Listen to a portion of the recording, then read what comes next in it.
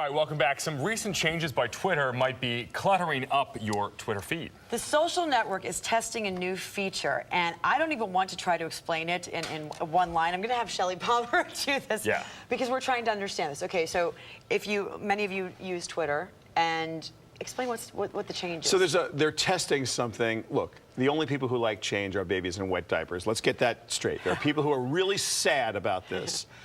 Twitter is a chronological timeline. Right, whatever happened most recently, you see first. That's right. And if I tweet and you retweet, then your followers will see what I have tweeted, but only because you've decided it's tweet-worthy. That's what made the service interesting.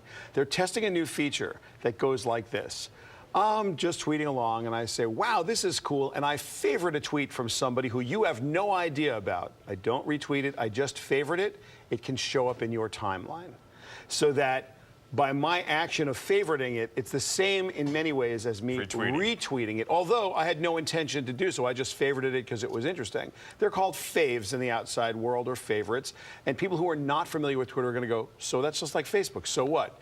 They also are testing a feature where someone that you follow, if you follow someone and they do something interesting and one of their other followers goes, that's interesting, you could see it too.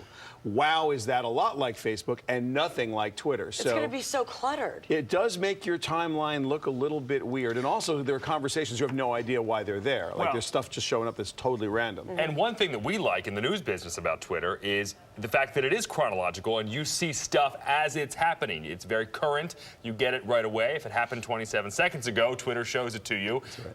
At the top because it just happened.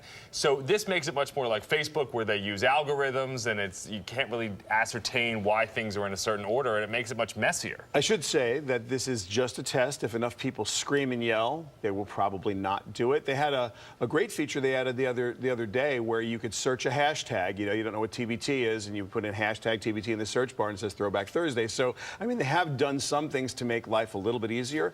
This one, I think, has got quite a backlash, and what no one can understand is why they're doing it. It doesn't really help.